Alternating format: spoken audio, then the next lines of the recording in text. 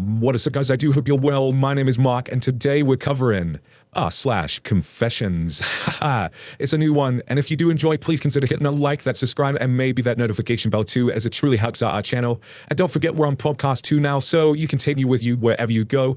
And if you really want to be awesome, you can support the channel either through YouTube membership or Patreon, where we have different tiers and all that kind of good stuff. As I said, this is a new subreddit. Someone suggested it in the comments yesterday. I'm really sorry, I forgot who it was. And then I thought, I'll quickly have a look at that one. And it looked pretty awesome. So we're going to read a couple of stories and see what you guys think about this one. So let's get in to today's stories. Much love, guys. This first story comes from a throwaway account. I plagiarized my entire dissertation and I got caught. It just felt too big, too nebulous. I have no idea where to start. I kept putting it off and putting it off again, and I have no idea what to do. I could have asked for help, but I didn't. How pathetic, I thought. Every other student can manage to write one, but you need help. Just fucking put your head down and do it. But I didn't. With 24 hours to go, I have nothing. So I found a dissertation on Google, and I went through and changed it enough that I thought I could get away with it. I didn't. I have a hearing in a few days, and I can't see any likely outcome other than being kicked out with no degree. I haven't told anybody besides a nice woman on the phone from the Samaritans, because I didn't know who else to call. She didn't seem to know what to say, though, and I can't blame her. What is there to say? You fucking idiot. How did you not ask anyone for help at any stage? Why are you the only person who can't fucking write their own dissertation? I'm so ashamed. So ashamed. I can't tell my friends. Shouldn't have fun at university, but I feel as though there's an unspoken contract that anyone can do so because they are all working hard. I've broken my contract and I cannot admit it. This shame pales in comparison to the shame I feel regarding my parents. I am dreading telling them more than anything. They have been nothing but supportive my entire life. They're wonderful people. They've given me so much help, sacrificed so much for me to get a good education. They've spat that in their faces. I'm ashamed to be their son. Damn, that is a rough, man. I mean, kind of just shows the pressure that gets put on students. Isn't there like something in place where where someone checks up on these students, especially if they're like dormed or something? I don't know. I've never been to higher education ever. So you have to bear with me. We're going to check out the comments and we're going to see if we can find anything else. The Doke Stancelope says, I mean, yes, you shouldn't have done this, of course, but where was your supervisor? Normally you agree on the topic with them, devise a plan of action, and go through multiple drafts. I typically understand how a dissertation can feel like the entire way to the world, and then some, currently writing my theses. It is a very lonely process, and just the thought of how much you have to do alone can be so debilitating. I completely understand. I can only imagine the desperation you must have felt to go through with this. Whatever the consequence, this does not and will not determine your life. Everything will be okay. Sure, it may be tough for a while, but it will get better, and you will get through this. The best thing you can do now is own up to your mistake. Explain how you were feeling at the time and try to be as open and honest as you can be. Feel free to DM me if you need to talk. And bless that guy, man, to reaching out like that. But yeah, it's like you said, this guy's going for it as well, and the desperation you must feel when you're getting close to a deadline and you need to do that. I can't imagine it myself because I've never been there, but I know there's a couple of people in my Discord, one particular person who I won't mention, but they've been writing, I'm not sure if it's dissertations or what of them, but you can see the pressure that's on her as well to do what she's doing, so yeah, it must be really rough. Our next confession comes from Throwaway Car Guy. Over the last 7 years, I've stolen thousands of dollars from people's cars. This is a throwaway because obviously I don't want to lose my job or face any legal issues if it's traced back to me. I'm an automotive technician at a very popular car dealership in the US. I service anywhere between 5 to 8 cars a day, depending on appointments and day of the week. It all started one day when I was finishing up with a customer's vehicle, and I noticed several bills deep between the seat and middle console. Temptation got the best of me, and I looked around to see if any of my coworkers could see me, and shut my hand down and grabbed the cash. I went to the bathroom to count it, and it was $55. I had adrenaline pumping through me for the rest of the day, from fear of a customer noticing and reporting it. Days went by, and it never happened. I got addicted to the adrenaline and started looking through people's compartments and all the nooks and crannies of the vehicle. I got a lot of expensive vehicles, and you'll be surprised how many people just shove $20 and $50 bills everywhere in them. Most of the time, it's just loose dollar bills and fives from drive-through money and change. I've taken that too. One day I got sloppy, and my coworker caught me and asked me what I was doing when I was looking under the seats, and I was supposed to be working underneath the car. I just said I thought I lost the keys, and luckily he bought it. I was paranoid after that, so I stopped. In total, I've stolen enough money to buy myself expensive watches, video games, including the console, and drinks at the bar with my buddies. I've made modifications to my own car, and even bought myself 2 flat screens. I'm still paranoid to this day that my coworkers have seen me, but just haven't said anything. I feel guilty, but it doesn't change the fact that I've probably stolen someone's grocery money or kid's birthday money. There's probably more like me, so next time you take your car to the dealership, make sure you didn't have money sitting around. Summer Sniker 13 says, good to know I'm getting robbed twice when I go to the dealership for repairs. Mike replies, how the fuck does it cost $400 goddamn dollars to replace a fucking hood latch and cable? I'm kind of at loss what to say to these confessions. What can you say to someone? Because they're confessing so. I mean, I could call up an arsehole for doing so, but I really didn't achieve much. But the amount of money that seems to be lost down people's seats, the amount of stuff that is bought from it just sounds crazy. Wow. Just take all the money out your cars, people. Our next story is from another throwaway account. I constantly stole money from my poor parents for at least 5 years. I think I started stealing money when I was 11. My parents aren't really financially stable. They worked really hard to provide for me. They always wanted the best for me, but I didn't give them much credit for it. It started with $1 or $2 to buy candy. I found myself stealing 10, 20, and eventually got to stealing $60 to $80 weekly, sometimes more often. I used it to go shopping and go to nice restaurants that my parents never had the luxury to go to. The last time I stole money from them was probably 2 years ago. I feel terrible about it. I'm still a student, so I don't have a lot of money, and I'm not going to feel easy about this until I can give them the money back. It just breaks my heart to think about all the trouble I put my parents through. They really could have used the extra money that I stole. Wow, that one hit me right in the feels. Someone below said, and it's too true, turn your gift into motivation to provide for them. They probably knew but didn't want to confront you, or they felt poor since you had to steal. To which OP replied and said, yeah, you thought this, but yes, totally true. Somehow pay them back, get some motivation and pay them back. I know it's going to be a rough time, but damn. What do you guys think of this one? Let me know in the comments below. The next one is from ttgyvkAraBI. When I was in high school, I passed off dried oregano as weed. Grew up in Utah, where a lot of kids at my school were pretty sheltered. Mormons for you. Decided to try and sell fake weed to kids that wanted to experiment. To do this, I'd mix in a bit of weed in each Ziploc baggie of dried oregano and slowly decrease it as people kept buying the bags. Made close to $1,000 in 2 years I did this.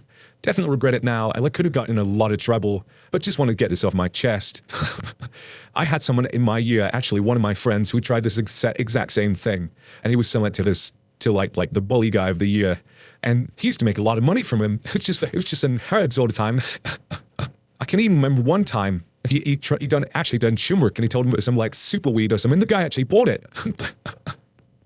Our next story is from a throwaway account. Stole money from place of work, but I wasn't the one who ended up on the town newspaper.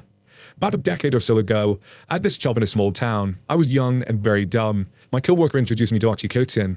I thought it was coke. It gave me energy, so I did it for almost a week straight. As soon as I stopped, I started getting a really bad withdrawal, and that's how I became an addict. Now you'll see where this is going. Some money went to pills and bills and pills. Then the pills started becoming more important than the bills, and there I was, spending nearly a whole paycheck to where I was broke the next week. Co-workers would do these transactions for return and prorated items, and I knew their personal employee numbers. My former co-worker would take here and there as well, but with my addiction, I went all out on faking returns, using other people's numbers to eliminate any thread connected to me.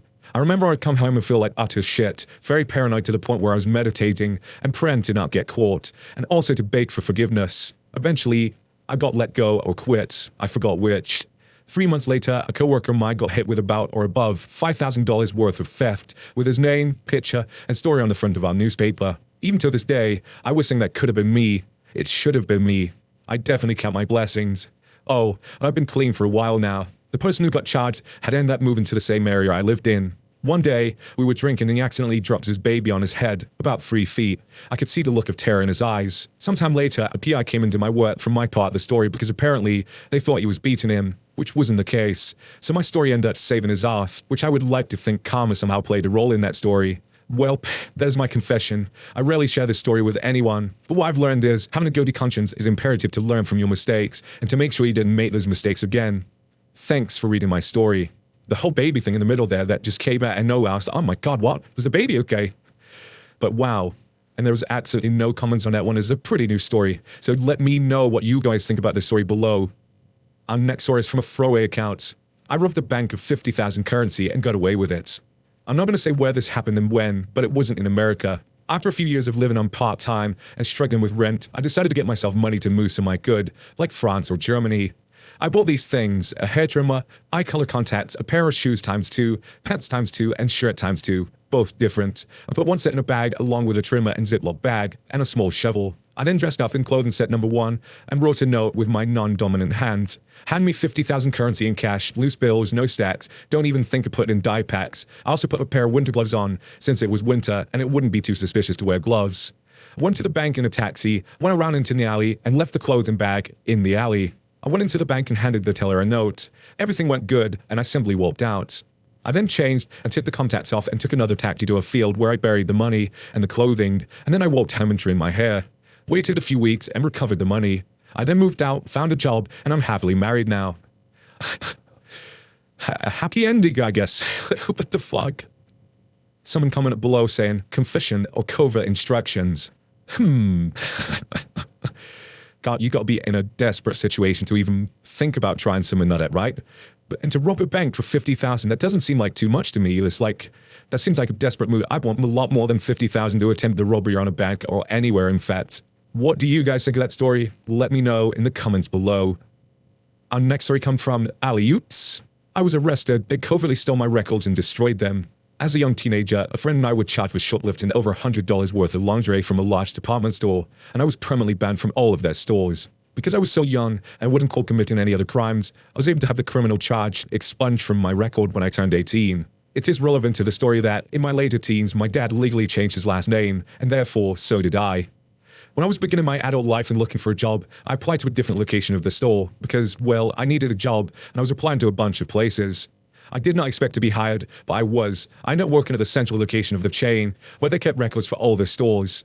I worked for loss prevention, catching idiots like myself shoplifting, and learned the obvious mistakes I had made, attempting my crime. We also screened all potential new hires to see if they had ever been caught committing a crime at any of the store locations. I learned that I was only hired because I had a different last name than the one I had at the time of my arrest, but I kept worrying that I would be found out and be in trouble. Loss prevention had keys and access to every place in the whole building, and I discovered that I had access to the hard copy records of all shoplifting arrests at every location. This was years ago, before computer databases were used for that kind of thing. One day, when the rest of the team were busy doing something else, I snuck in the room with the records and located the file under my former name. I also found the record of the friend I was with, because my name was mentioned in her file too, and I smuggled both files out and destroyed them. I kind of liked the big twist that he had in there. He started with stealing, and, you know, he got the job, changed his ways, and ended up stealing again. I kind of like that story, Lee. It's a good one. Our next story is from Wise Cupcakes. I stole a bath bomb from Target when I was 14 and left it in CVS. I was Christmas shopping with my dad in Target and was looking for a present for my sister. I found a bath bomb and thought it would be a good gift, since she loves stuff like that. I checked the price tag, and it was $5 for one tiny bath bomb, so that wasn't happening. Right before we checked out, I was making sure that I put everything back I didn't want. I filled the bath bomb. Did I put it back? It wasn't in the cart, so I must have. I didn't really think much of it. After Target, my dad wanted to go to CVS, as it was mid-December. It was very cold, so I reached into my jacket pocket to get my gloves and felt something hard and round. It was the bath bomb. I was silently freaking out as I was walking towards CVS, my hand still in my pocket. I obviously couldn't return the bath bomb. We weren't going to be going to Target again for a while, but I couldn't take the bath bomb home. My parents would question where I got it. That's when my mind realized that there was only one thing to do: leave the bath bomb in CVS. But first, I wanted to see what would happen if I scanned the bath bomb barcode in the CVS barcode scanner. So I did, and broke it. The thing literally shut down. An employee came over and apologized for the technical difficulties, and I was standing there, a guilty as fuck child with a stolen bath bomb in my pocket. I found the soap section and left the bath bomb there, since I couldn't think of anywhere else it would go. Every once in a while, I wonder if someone ever tried to buy the bath bomb, and what happened. These criminals these days, they make me sick. Oh dear. I just picture this, this young kid just standing there with a bath bomb panicking. What the fuck I do? Oh, God. The next story is from Little Bitty Bitch 66. I got mad that I was falsely accused of talking in 4th grade, so I put a pushpin on the timeout chair. In 4th grade, my friends were talking at the table, and my teacher called me out for it. He sent me the timeout chair in the back, and I was infuriated. Of course, he would blame the black kid. Lol. Seriously, though, I was pissed off and grabbed one of those grey pushpins with a round back and placed it on the chair. I went to the bathroom after putting it down and not really thinking about what I've done. While walking back to the classroom in the hallways, I hear a, coming from my classroom. Almost sounded like Arnold Schwarzenegger moaning. I walk in to see him rubbing his off and giving the long speech about how disrespectful the class has become. His face was red and he'd left the room. I asked my friend, and I guess he sat on it while moving to the back of the class to talk to a student. Mr. H, if you see this, I am so sorry. I know this was just a little pilot episode for r/confessions. I hope you did enjoy it, and if you did, let me know. Thought this at the end, which is really stupid, but we could get the voting in somehow. Like, we could just do forgive or not forgive on each story. I don't know if that's something that might tickle you or not. Let me know in the comments below. And with that being said, thank you so much for being here. I hope you did enjoy it. I really enjoyed confessions, especially the last few. They were really funny. And with that being said, I will see you in the next one. Much love, guys.